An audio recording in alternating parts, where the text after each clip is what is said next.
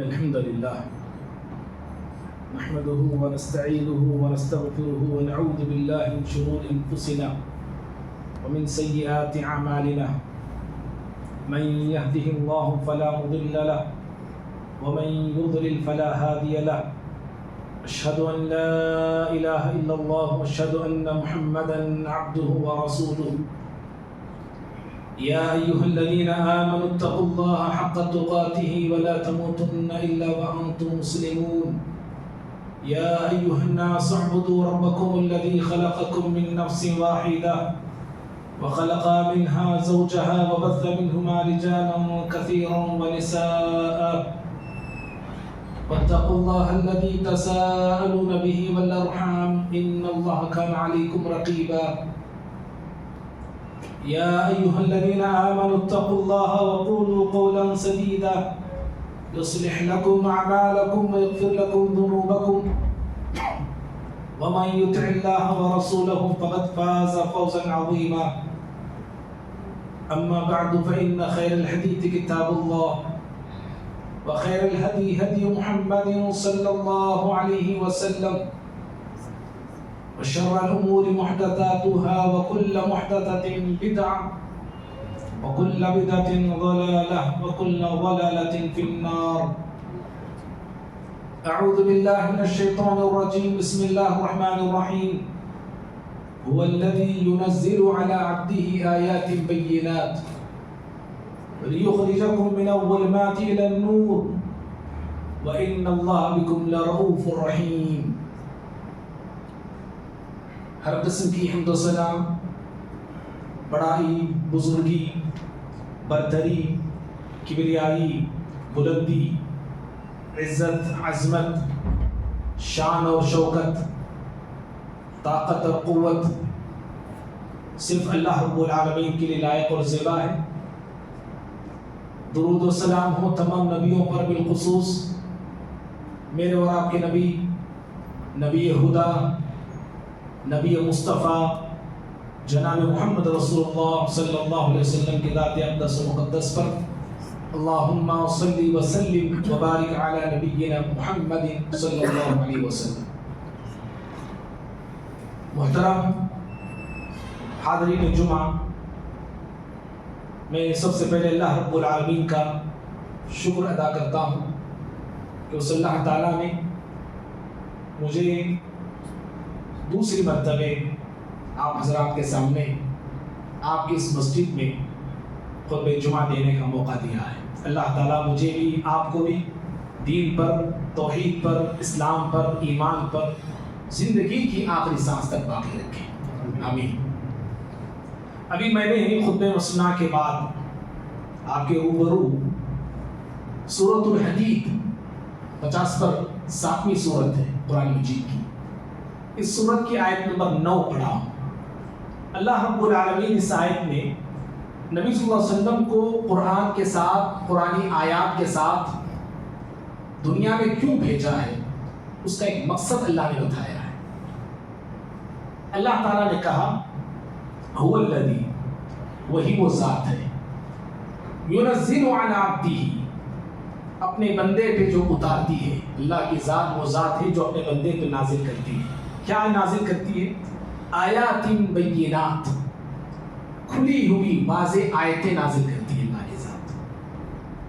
اللہ رب العالمین کس پہ نازل کر رہا ہے وہ بتا دیا، علی عبدہ، اپنے بندے پر. کون بندے ہیں؟ پیارے نبی صلی اللہ علیہ وسلم.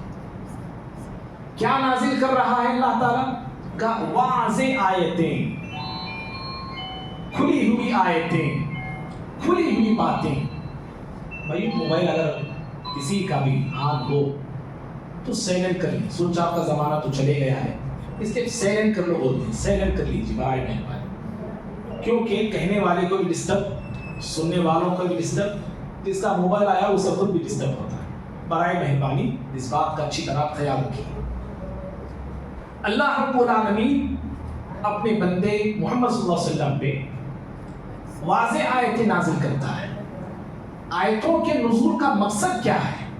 اس نبی کے آنے کا مقصد کیا ہے؟ کہا لِيُخْرِجَكُم مِّنَ الظُّلُمَاتِ إِلَى النُّورِ، تاکہ تمہیں اندھیروں سے نکالے، ظلمتوں سے نکالے.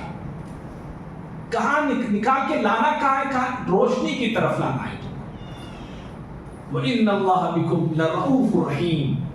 یہ اللہ تعالیٰ کا انسانوں پر بہت بڑا احسان ہے کہ اللہ رب العالمین بڑی ہی جو ہے شفقت والا ہے اور رحمت والا ہے.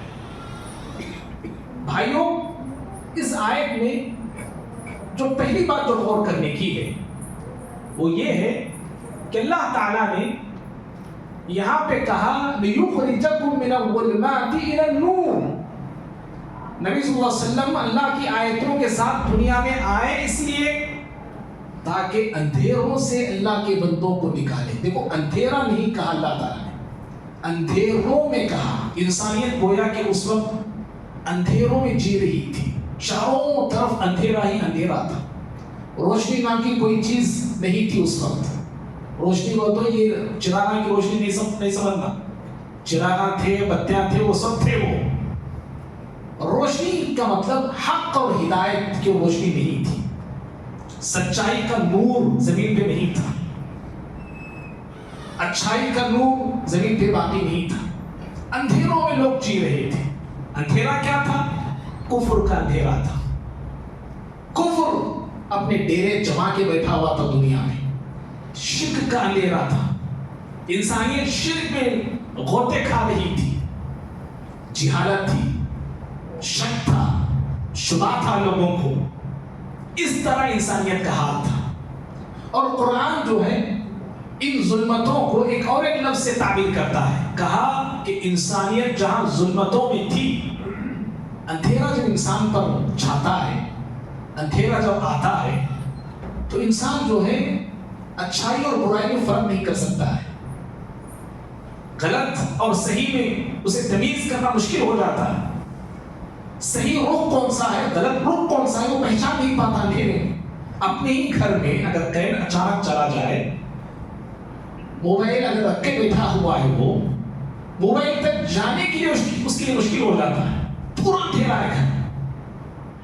حالانکہ اسے معلوم ہے کہ موبائل اس کونے میں رکھا ہوا ہوں، لیکن وہاں تک وہ صحیح جانے کے لیے بڑی جتن کے ساتھ ہو جاتا ہے. اندھیرا یہ ہوتا ہے. اور جب انسان پر اندھیرا چھا جاتا ہے، اسی کو بولتے ہیں گمراہی. گمراہ ہو گیا، وہ بھٹک گیا، وہ بہک گیا، وہ حق اور ہدایت سے محروم ہو گیا. قرآن اسی لفظ سے تعبیر کرتا ہے.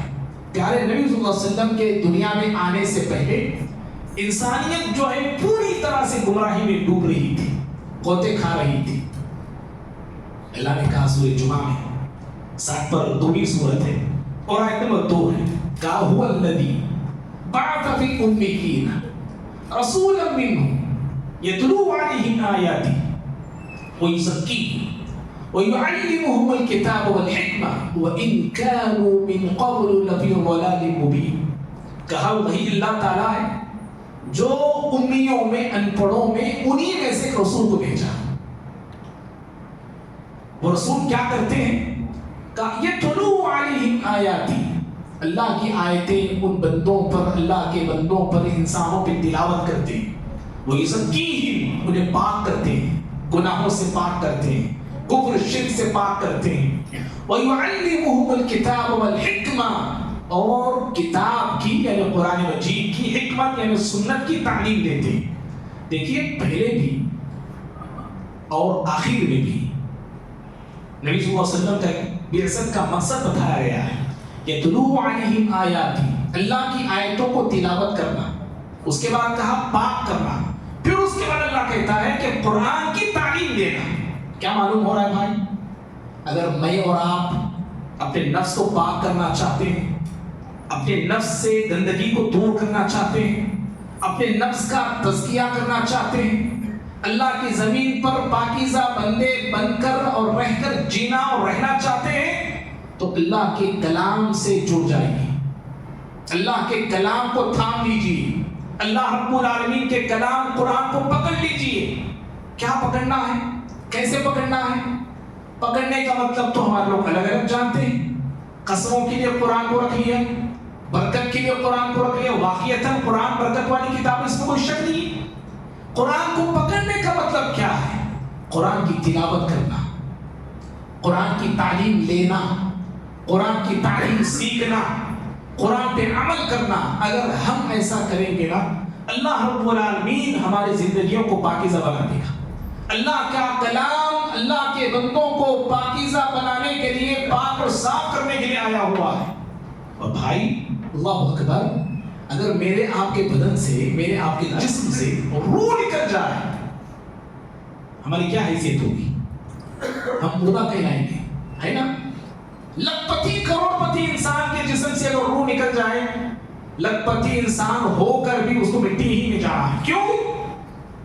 اس لیے کہ اس کے جسم سے روح جو نکل گئی، اب اس کی کوئی اہمیت نہیں ہے، اسے اس کے جسم کی کوئی اہمیت نہیں۔ اگر کسی کا ایکسیڈنٹ ہو جاتا ہے، کوئی سوسائڈ کر لیتا ہے، اس کے بدن کا پوسٹ مارٹم ہوتا ہے، جیسے چاہے ڈاکٹر اس کے پیٹ کو کاٹتے ہیں، جو چاہے نکال سکتے ہیں، وہ کچھ نہیں کر سکتا۔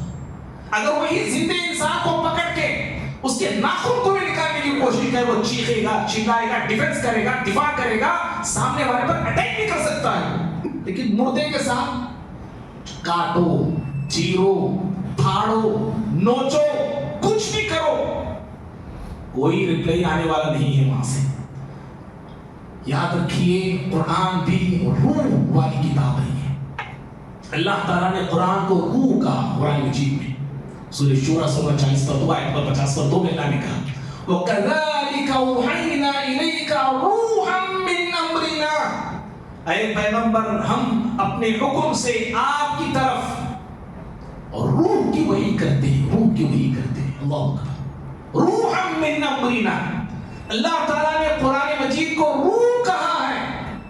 جس قوم سے، جس سماج سے، جس معاشرے سے اور جس انسان کی زندگی سے قرآن مجید کا رشتہ ٹوٹ جائے، ختم ہو جائے، یاد رکھو وہ سماج، وہ قوم، وہ معاشرہ، وہ انسان جیتے جی مردہ ہے، جیتے جی مردہ ہے۔ آج امت مسلمہ ہم سارے کے سارے زندہ ہیں، لیکن قرآن کو چھوڑنے کی بنا پر زندہ ہو کر بھی ہم مردہ ہیں۔ اسی لیے دشمن ہمیں آتا ہے، ہمارے گھروں پر حملہ کرتا ہے، امت مسلمہ پہ حملہ کرتا ہے، ہمارے نبی پہ ٹارگٹ ہوتے ہیں۔ کیا کچھ آج ہندوستان، خصوصاً ہندوستان میں نہیں ہو رہا ہے، لیکن پھر بھی اس قوم کو ہوش کے ناخن لینے کی فرصت نہیں۔ کیوں نہیں؟ اس لیے کہ یہ قوم مردہ ہو گئی ہے۔ تو بہرحال پیارے نبی صلی اللہ علیہ وسلم کے آنے کا مقصد اللہ نے اس آیت میں بتایا، اور پھر کہا وَإِن كَانُوا مِن قَبْلُ لَفِي ضَلَالٍ مُبِينٍ۔ اس نبی کے آنے سے پہلے انسانیت گمراہی میں جی رہی تھی، انسان گمراہ تھے، بہکے ہوئے تھے، بھٹکے ہوئے تھے، صحیح راستے سے محروم ہو چکے تھے، ہر طرح کی گمراہی تھی، ہر طرف گمراہی تھی، چاروں طرف انسان گمراہی میں جی رہا تھا۔ کفر کی گمراہی، شرک کی گمراہی، اور بھی ایسی بہت ساری گمراہیاں تھی۔ ظلم ستم عام تھا، لوٹ مار تھا، قتل اور خون تھا، عورتوں کی اور یتیموں کی، غلاموں کی کوئی عزت نہیں تھی، حلال حرام کی تمیز انسان کھو چکا تھا، خداؤں کی گنتی ان کے پاس نہیں تھی، خداؤں کی تعداد انگنت تھی، بچیوں کو زندہ درگور کر دیا جاتا تھا۔ اور اس وقت یہ عرب کے حالات تھے، اور ہمارے ہندوستان کے حالات پیارے نبی صلی اللہ علیہ وسلم کے دنیا میں آنے سے پہلے یہ تھے کہ ہمارا ہندوستان ذات پات کے نظام میں پٹ چکا تھا۔ اونچی ذات والے لوگ نچلی ذات کے لوگوں کو جینے نہیں دیتے تھے، چین سے رہنے نہیں دیتے تھے، اور ذات پات نے ایسے لوگوں کو کاٹ کے رکھا تھا کہ بڑی ذات والوں کے سامنے نچلی ذات والے کو چلنے کی اجازت نہیں تھی، ان کے ساتھ بیٹھنے کی اجازت نہیں تھی، ان کی کتابوں کو پڑھنے کی تو دور کی بات سننے کی اجازت نہیں تھی۔ اور عورتوں کا حال یہ تھا ہمارے ہندوستان میں اس زمانے میں کہ اگر اس کا شوہر مر جاتا تو اس عورت کو بھی شوہر کے ساتھ جل جانا ہوتا تھا، جس کو ستی کی رسم کہا جاتا تھا۔ اگر جلنا، اس کو جلنا گوارا نہیں تو زندگی تمام وہ بیوہ ہو کے رہنا پڑتا تھا اس کو۔ لوگوں کے تانے، لوگوں کے تبصرے سارے سنتے ہوئے مظلومیت کی زندگی ایک عورت جیا کرتی تھی۔ ایسے حالات سے دنیا گزر رہی تھی، اللہ رب العالمین نے انسانیت پر رحم کیا، انسانیت کی ہدایت کے لیے، انسانیت کی فلاح اور بہبودی کے لیے پیارے نبی صلی اللہ علیہ وسلم کو مبعوث فرمایا۔ ہمارے نبی صلی اللہ علیہ وسلم دنیا میں کیوں آئے؟ کیا مقصد لے کے آئے؟ کیا پیغام لے کے آئے؟ کیا مشن لے کے آئے؟ کیا دعوت لے کے آئے؟ افسوس، سد افسوس، آج مسلمانوں کا ایک بہت بڑا طبقہ، مسلمانوں میں ایک بہت بڑی جماعت، مسلمانوں کی اکثریت ایسی ہے کہ دنیا میں انبیاء بھی اور ہمارے نبی بھی، دنیا میں رسول بھی اور ہمارے رسول بھی کیوں آئے؟ کس لیے آئے؟ اللہ رسولوں کو بھیجتا تھا تو کیوں بھیجتا تھا؟ ہمارے نبی صلی اللہ علیہ وسلم دنیا میں آئے تو کیوں آئے؟ کیا پرپس ہے؟ کیا مقصد ہے؟ کیا ریزن ہے؟ آج اکثر مسلمانوں کو پتا نہیں اس کا علم نہیں۔ بس 12 ربیع الاول آیا، آج 12 ربیع الاول ہے، ربیع الاول کی 12 تاریخ ہے، 12 ربیع الاول آیا، مسلمانوں کو جھنڈے ہلانا معلوم، 12 ربیع الاول آیا، مسلمانوں کو نبی کے نام پہ کیک کاٹنا معلوم، 12 ربیع الاول آیا، ہرے چادریں ادھر ادھر پھیلانا لوگوں کو معلوم، نبی کا نام آئے تو جھوم جاتے ہیں، نبی کا نام آئے تو جھوم جاتے ہیں۔ ہمارا حال یہ ہے، نبی کا نام آئے تو جھوم جاتے ہیں، نبی کا حکم آئے تو گھوم جاتے ہیں۔ حکم آتا ہے نبی کا، تعلیم آتی ہے نبی کی، فرمان آتا ہے نبی کا، سنت آتی ہے میرے سامنے نبی کی، نبی کا فرمان یہ، نبی کی سنت یہ، نبی کا طریقہ یہ، نبی کا اسوہ یہ، لیکن میں اپنانے کے لیے تیار نہیں ہوں، میں گھوم جاتا ہوں، میں نام آئے تو جھوم جاتا ہوں میں، اور ایسے لگتا ہے کہ ماشاءاللہ نبی سے سچی محبت کرنے والا میں ہی ہوں، لیکن میرا حلیہ بتاتا ہے کہ نبی سے عداوت رکھنے والا مجھ سے بڑا اور کوئی نہیں ہے، میرا چہرہ بتاتا ہے کہ نبی کی سنت سے نفرت مجھے ہی ہے، داڑھی مونڈ کے میں نبی کا نام لینے والا، نبی کی سنت، نبی سے محبت کا دم بھرنے والا میں، اور روزانہ شو کرنے والا میں، سود دینے والا میں، اور دعویٰ کرنے والا کہ نبی سے محبت کرنے والا میں، ارے شادیوں کے موقع پر لڑکیوں پر ظلم کرتے ہوئے مانگ کے لینے والا میں، مجھے یہ ہونا، ڈبل کے ہونا، تربل کے ہونا، فلاں چیزیں ہونا، ہر چیز لڑکی والوں سے مانگ کے میں لینے والا، اور دم بھرتا ہوں، دعویٰ کرتا ہوں کہ نبی سے مجھے سچی محبت ہے۔ اللہ کے بندو یاد رکھو، نبی سے سچی محبت کرنے والے صرف نبی کی ذات سے محبت نہیں کرتے، بلکہ نبی سے سچی محبت کرنے والے وہ لوگ ہوتے ہیں جو نبی کی ذات سے بھی محبت کرتے ہیں، نبی کی بات سے بھی محبت کرتے ہیں، نبی کی شخصیت سے بھی محبت کرتے ہیں، نبی کی دعوت سے بھی محبت کرتے ہیں، نبی کے نام سے بھی محبت کرتے ہیں، نبی کے کام سے بھی محبت کرتے ہیں۔ اور یاد رکھنا، جو انسان نبی کی ذات سے صرف محبت کرتا ہے، نبی کی بات سے اسے محبت نہیں ہے، نبی کی سنت سے اسے کوئی محبت نہیں، ایسا شخص نبی کا سچا امتی کہلا نہیں سکتا، اور پیارے نبی صلی اللہ علیہ وسلم کا سچا امتی ہو نہیں سکتا ہے۔ بھائیو، یاد رکھنا یہ بات، اللہ رب العالمین سے محبت، پیارے نبی صلی اللہ علیہ وسلم سے محبت تو کب کرنی ہے؟ اللہ کی محبت کے وارث، اللہ کی محبت سب سے پہلے، اللہ تعالیٰ کی محبت کا دعویٰ اگر میں اور آپ کرتے ہیں، اگر ہم کہتے ہیں کہ اللہ سے مجھے بڑی محبت ہے، اگر آپ کہتے ہیں کہ اللہ تعالیٰ سے مجھے محبت ہے، اللہ سے محبت ہے، معلوم کرنے کا طریقہ کیا ہے؟ زبان تو بول رہی ہے، میں بول رہا ہوں، آپ بول رہے ہیں، ہم سب بول رہے ہیں، سارے مسلمان بول رہے ہیں، دنیا بھر کا مسلمان چیخ چیخ کے کہتا ہے اللہ سے ہم محبت کرنے والے، کیسے پہچانیں گے؟ نبی سے، اللہ سے محبت ہے، پہچاننے کا طریقہ کیا ہے؟ ایک ہی طریقہ ہے، یاد رکھو، ایک ہی طریقہ ہے، اور وہ طریقہ ہے پیارے نبی صلی اللہ علیہ وسلم کی پیروی کرنا، پیارے نبی صلی اللہ علیہ وسلم کی تابعداری کرنا، پیارے نبی صلی اللہ علیہ وسلم کی حکم کو اپنانا، تعلیم کو اپنانا۔ سامنے اللہ نے کہا قرآن میں سورہ آل عمران سورہ 3 آیت 32 پر 1 میں، قُلْ إِن كُنْتُمْ تُحِبُّونَ اللَّهَ فَاتَّبِعُونِ وَيَغْفِرْ لَكُمْ ذُنُوبَكُمْ. اللہ نے کہا اے ہمارے محبوب نبی، اے ہمارے پیارے نبی، آپ اعلان کر دو، آپ دنیا والوں کو بتا دو، دنیا والوں کو سنا دو. کس بات کو سنانا ہے؟ کہا إِن كُنتُمْ تُحِبُّونَ اللَّهَ، اگر تم اللہ سے محبت کرتے ہو، اگر تم اللہ سے محبت کرتے ہو.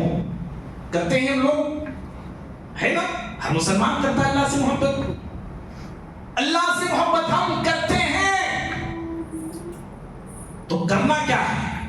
ہم واقعتاً اللہ سے محبت کرنے والے ہیں. ہماری محبت سچی ہے یا ہماری محبت جھوٹی ہے؟ معلوم کرنے کا طریقہ اللہ نے کہا کہ میرے نبی کی پیروی تم کو کرنا ہے، میرے نبی کی پیروی کرنا ہے. نبی سے محبت کرنا کافی نہیں ہے، نبی صلی اللہ علیہ وسلم سے محبت کرنا کافی نہیں. اللہ کی محبت کو پانے کے لیے، اللہ کی محبت کو پانے کے لیے پیارے نبی صلی اللہ علیہ وسلم کی محبت کے ساتھ پیارے نبی صلی اللہ علیہ وسلم کی پیروی بھی کرنا ہے.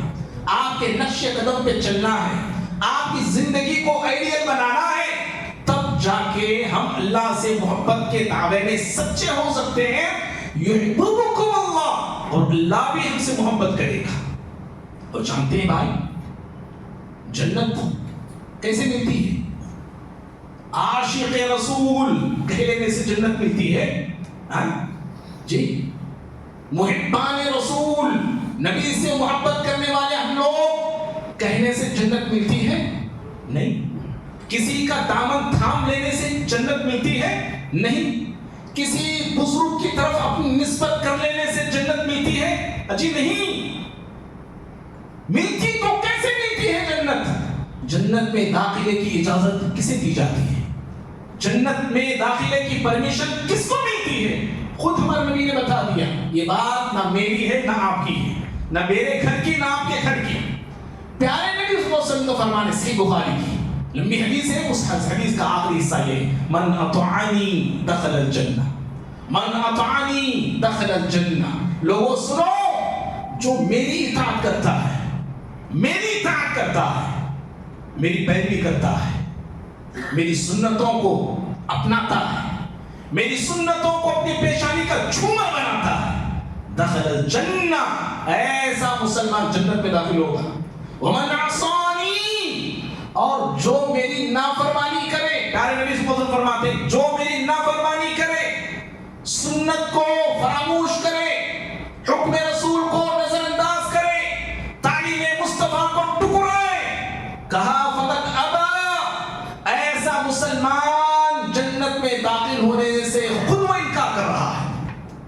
نبی سے محبت، نبی سے محبت کا دعویٰ اسی وقت کامل ہے، اسی وقت مکمل ہے جب ہم پیارے نبی صلی اللہ علیہ وسلم کی اطاعت کرنے والے اور پیارے نبی صلی اللہ علیہ وسلم کے نقش قدم پہ چلنے والے بنیں گے. بھائیو، تو پیارے نبی صلی اللہ علیہ وسلم سے محبت صرف زبان نہیں ہونی چاہیے. حضرات صحابہ کرام نے جو محبتیں کی نا، زبانی تھی وہ محبت ان کی. ہماری محبت، سچی بول رہا ہوں بھائی، میری بات کو آپ غلط سمجھتے ہیں تو معاف کرنا. ہماری محبت، ہم خاص طور پہ ہمارے ہندوستان والوں کی، پڑوسی ملک والوں کی محبت بڑی سستی محبت ہماری. سال میں ایک بار محبت دکھانے والے ہم لوگ، ہاں. اور کبھی کبھار نبی صلی اللہ علیہ وسلم کے تعلق سے کہیں ہو جائے تو کچھ سڑکوں پہ آ کے ریلی نکالنے والے. سستی محبت ہم کرتے ہیں. سچی بول رہا ہوں، میں بھی آپ بھی. کسی پر اٹیک کرنا مقصد نہیں ہے. ہم سب سستی محبت، زبانی محبت ہماری، بیٹھے بیٹھے لاکھوں کروڑوں کی محبت کی باتیں بولنے والا بھائی. زندگی میں اگر اتر کے دیکھا جائے نا، اپنے دل میں میں اور آپ جھانک کے دیکھیں، اپنے نفس کو اگر کنٹرول، اپنے آپ سے پوچھیں، خود سے سوال کریں، معاف کرنا. ہم جو ہے پیارے نبی صلی اللہ علیہ وسلم سے محبت کرنے میں بہت پیچھے ہیں، بہت کمزور ہیں، بہت ویک ہیں اور بہت چھوٹے ہیں، بہت چھوٹے ہیں.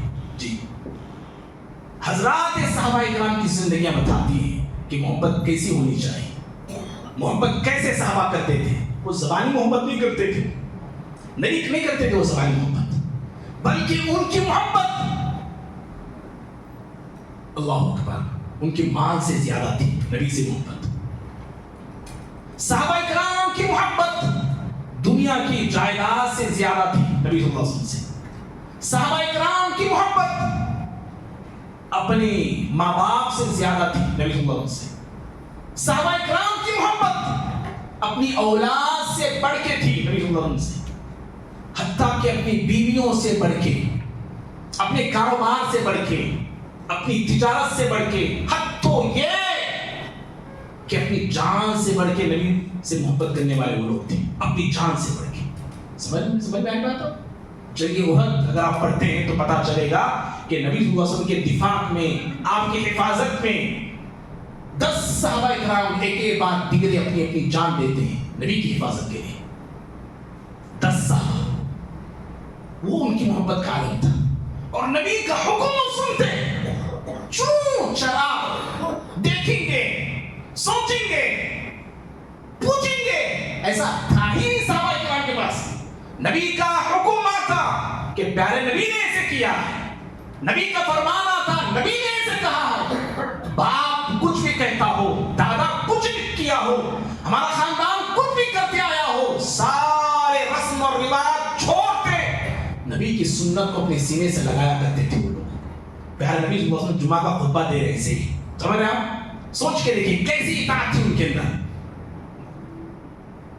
حضرت عبداللہ بن مسعود رضی اللہ تعالیٰ عنہ مسجد میں داخل ہوئے۔ اے نوجوانوں سنو ذرا غور سے، کیسی اطاعت تھی صحابہ کرام کی۔ اے مسلمانوں سنو ذرا، پیارے نبی صلی اللہ علیہ وسلم سے صحابہ کرام کس قدر سچی محبت اور سچی اطاعت وہ کیا کرتے تھے۔ عبداللہ بن مسعود رضی اللہ تعالیٰ عنہ مسجد میں داخل ہوئے، ابو داؤد کی حدیث ہے، ایک پیر ان کا مسجد کے اندر ہے، ایک پیر مسجد کے بھی باہر ہے۔ ایک شخص جو کھڑے ہوئے تھے، آپ نے کہا اجلسوا، بیٹھ جاؤ۔ ایک دوسرے شخص کو آپ بول رہے تھے۔ عبداللہ بن مسعود رضی اللہ تعالیٰ عنہ یہ ایسا سمجھنے لگے کہ شاید نبی مجھے بول رہے بیٹھنے کے لیے، مسجد کے دروازے پہ بیٹھ گئے۔ حکم سنا، مسجد کے دروازے پہ بیٹھ گئے۔ پیارے نبی نے کہا تعال یا عبداللہ، عبداللہ آؤ، میں تم کو نہیں کہا بیٹھنے کے لیے۔ یہ اطاعت ہے صحابہ کرام کی، کیسی محبت ہے۔ اللہ اللہ، واقعات تو بہت سارے ہیں، لیکن بس میں اشارہ میں دینا چاہتا تھا۔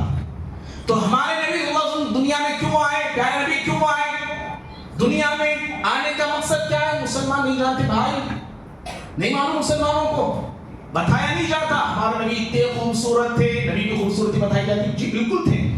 ہمارے نبی سے زیادہ خوبصورت بچہ آج تک نہ پیدا ہوا نہ ہوگا، ہمارا ایمان ہے۔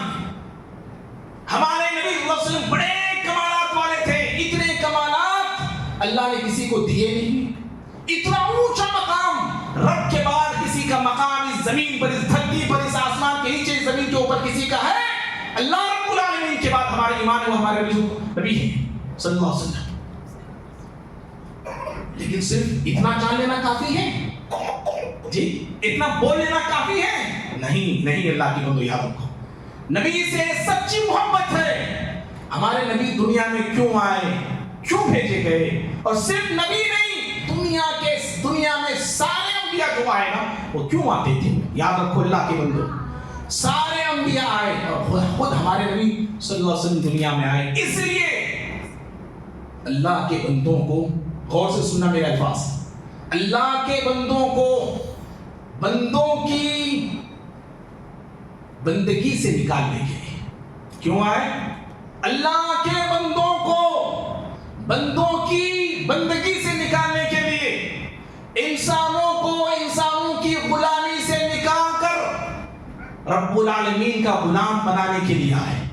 جو پیشانیاں غیر اللہ کے سامنے، مورتیوں کے سامنے، پتھروں کے سامنے، جھاڑوں اور درختوں کے سامنے جو پیشانیاں جھکتی تھیں، ان پیشانیوں کو رب الہ واحد کے سامنے جھکانے کے لیے ہمارے نبی لوگ دنیا میں آئے۔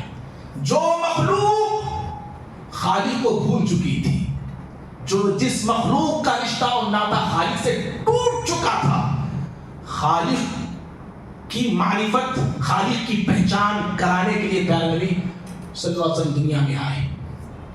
بات سمجھ میں آ گئی آپ کو؟ ہمارے نبی کے دنیا میں آنے کا مقصد یہ ہے، اور انبیاء آئے، ہمارے نبی دنیا میں آئے لوگوں کو یہ سبق پڑھانے کے لیے، یہ سبق سکھانے کے لیے، اور یہ سبق دینے کے لیے کہ لوگوں عبادت کے لائق صرف اللہ تعالیٰ ہے۔ کیوں؟ اسی کی بات کیوں کرنا ہے؟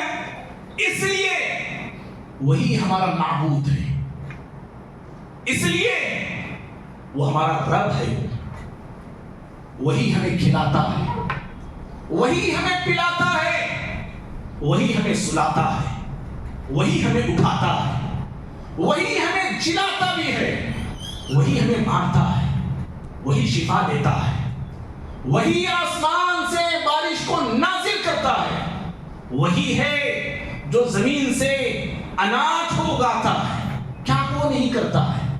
ساری کائنات میں تدبر کرنے والی ذات صرف اللہ کی ہے، سارے کائنات کا ذرہ ذرہ اسی کے کنٹرول میں ہے، اسی کے اختیار میں ہے۔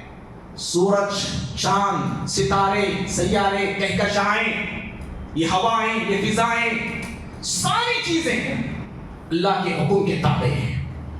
کوئی پتا حکم الہی کے بغیر اپنی جگہ نہیں چھوڑتا ہے، کوئی پتا، کوئی چیز حکم الہی کے بغیر اپنی جگہ سے ہلتے نہیں، حتیٰ کہ میں اور آپ بھی۔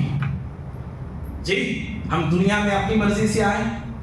جی ذرا بتائیے، خود پہ غور کیجیے نا، ہم اپنی مرضی سے دنیا میں آئے یا ہمارے ماں باپ کی مرضی سے دنیا میں آئے؟ نہیں نہیں نہیں نہیں، اللہ رب العالمین کی مرضی سے دنیا میں آئے، اور دنیا چھوڑ کے ہم جائیں گے۔ ارے دنیا چھوڑنا ہم چاہتے بھی ہمارے نہیں چاہتے، نہ میں نہ آپ۔ ابھی جسٹ ملک الموت آ جائے، نکلو، کون کون آتے ہو تو کتنے لوگ ہاتھ اٹھاتے بولو؟ میں تو ہاتھ اٹھاتا ہوں۔ ابھی جسٹ ملک الموت آ کے کہے کون کون بھائی آنے والا، فوراً میں آتوں نے وستانوں نے ریڈی کر کو کون بھی شاید کے تیار نہیں ہے۔ حضرت صلی اللہ موقع دیں، ابھی موقع لیں گے ہم، شاید مہینہ، ہفتہ، 2 ہفتے، 1 سال، سب بچے چھوٹے چھوٹے بڑے بڑے ہوں گے، بیوی جوانی ذرا بڈھی ہوں گے، ذرا کاما ہے، سیٹلمنٹ ہے، یہ ہے وہ ہے، سب بلا بتا ہم لگانے کے پھرتے ہیں بیوی ہمیشہ۔ نماز کو آئے تو روز سیٹلمنٹ چلتی، عبادت میں آئے تو روز خیالات آتی، دنیا دنیا دنیا، ڈبو ڈبو، ہنی ہنی، منی منی، یہی کچھ ہمارے دماغوں کے اندر چکر لگاتا ہے۔ ہاں اللہ کی بندو، اللہ رب العالمین کی ذات، اللہ اکبر، نہ ہم اپنی مرضی سے دنیا میں آئے ہیں، نہ اپنی مرضی سے دنیا چھوڑنے والے ہیں۔ اپنی مرضی سے ہم دنیا نہیں چھوڑیں گے، اللہ کی مرضی پہ ہم دنیا چھوڑیں گے۔ اسی لیے اللہ کی مرضی سے لوگ دنیا سے جا رہے ہیں، اسی لیے بڑے بڑے فرعون چلے گئے دنیا سے، دیکھنا اگر ان کی مرضی پہ ہوتا تو آج تک وہ رہتا تھا، فرعون آج تک رہتا تھا، وہ جہل، گویا کہ صرف اللہ کی مرضی چلتی ہے یہاں پہ۔ بھائی معاف کرنا، آج مسلمان، ہم، میں بھی، آپ بھی، ہم سبھی لوگ،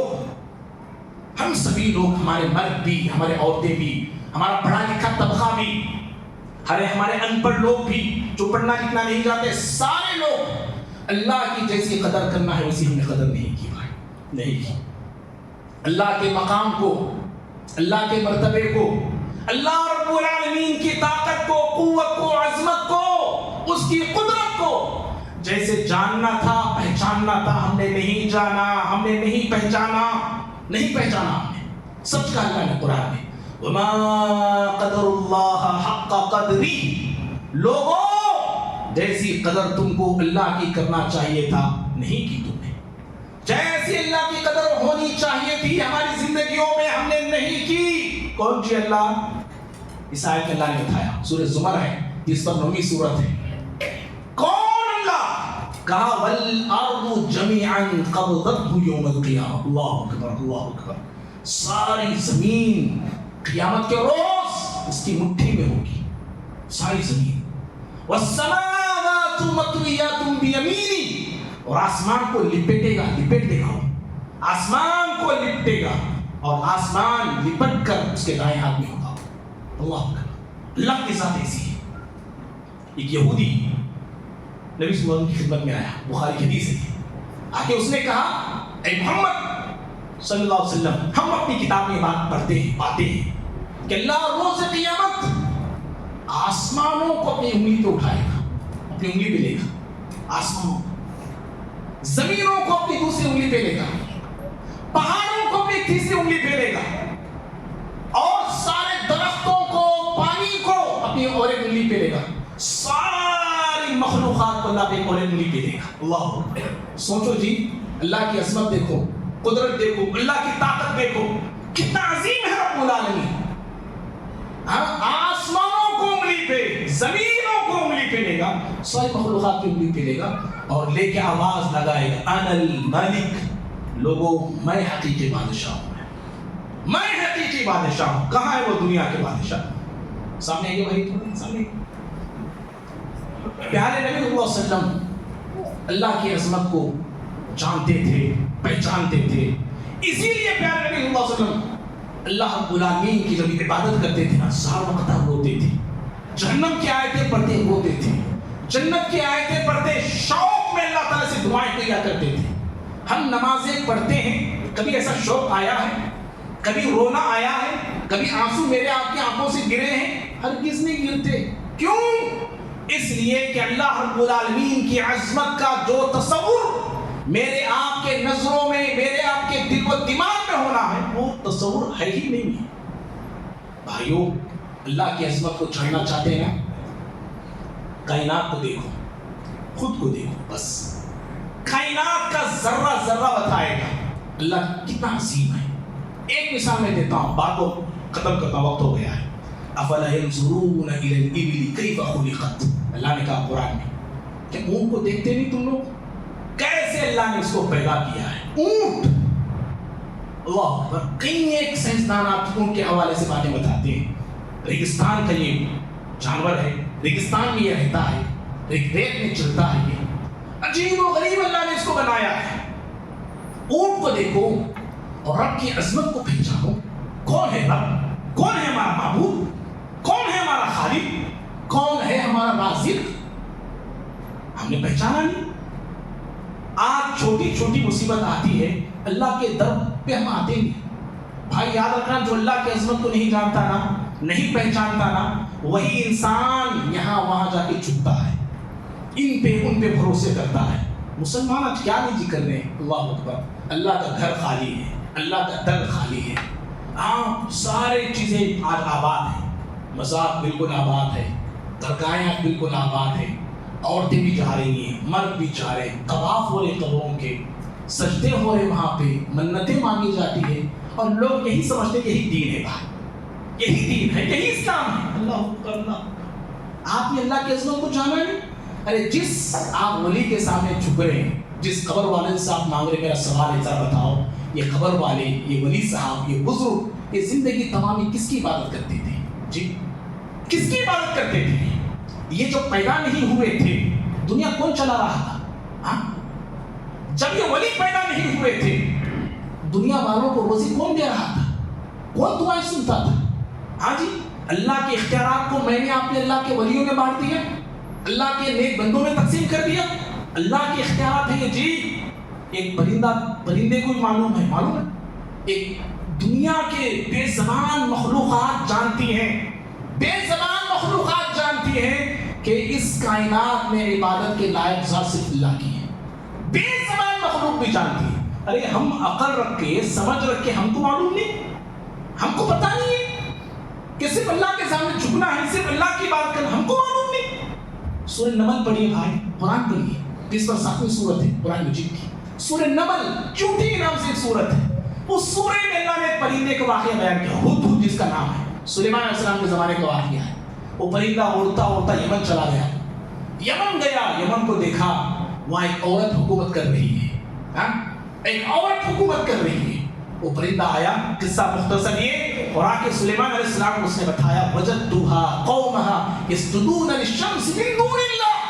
اس پرندے کے الفاظ اللہ قرآن میں نقل کیے ہیں. سوچ کے دیکھیے، جو توحید کی بات کرتا ہے، ایک اللہ کی عبادت کی بات کرتا ہے، یاد رکھو ایسے لوگوں کی باتیں اللہ تعالیٰ دنیا والوں کو بتا دیتا ہے. اور سب سے اہم دعوت، یہ سب سے اہم پیغام یہی ہے، توحید کا پیغام ہے.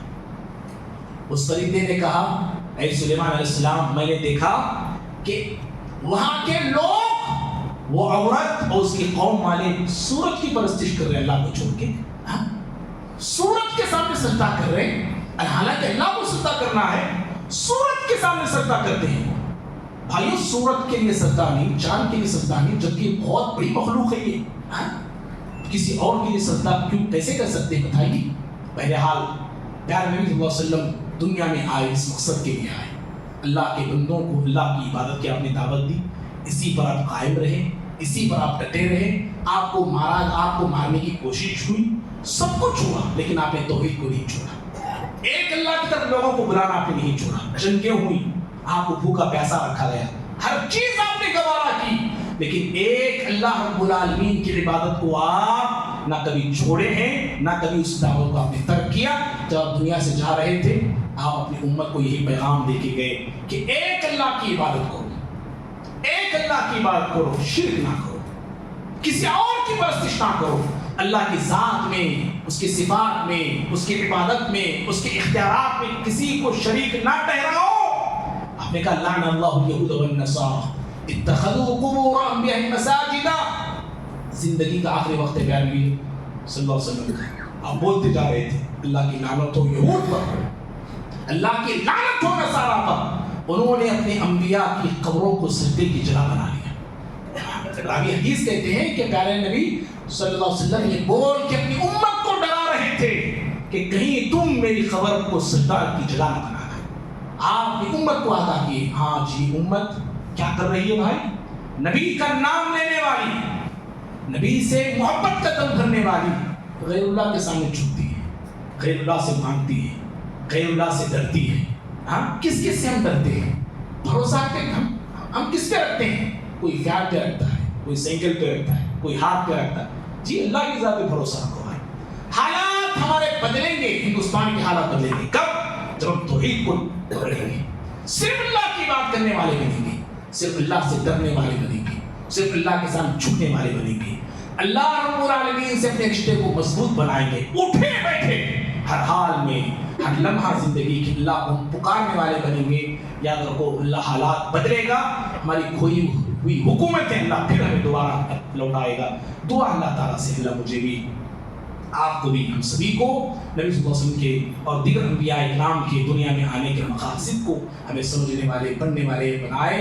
اللہ رب العالمین ہم سب کو توحید پہ قائم رکھے، ایمان پر، اسلام پر قائم رکھے، شرک سے اللہ ہمیں بچائے، شرک اور کفر کی گندگیوں کو ہمیں سمجھنے والے اللہ بنائے۔ اللہ رب العالمین ہمارے بھولے بھالے بہت سارے مسلمان شرک کو توحید سمجھ بیٹھے، اللہ رب العالمین انہیں دین کی صحیح سمجھ عطا فرمائے، اللہ رب العالمین ہی سے اپنے رشتے کو مضبوط بنانے کی توفیق عطا فرمائے، اور نبی سے ہماری جو محبت ہے اللہ ہماری زبانی محبت کو حقیقی محبت میں بدل دے، اور جو ہمارے مسلمان بدعات کو سنت سمجھ بیٹھے ہوئے ہیں اللہ رب العالمین انہیں سنت اور بدعت کی پرکھ اللہ تعالیٰ عطا فرمائے۔ اللہ ہندوستان کے حالات پر رحم فرمائے، فلسطین کے حالات پر رحم فرمائے، اہل غزہ کے حالات پر رحم فرمائے۔ اللہ رب العالمین ہمارے ہندوستان کے حالات کو بدلے اور یہاں کے حالات کو بہتر سے بہتر بنائے، آمین۔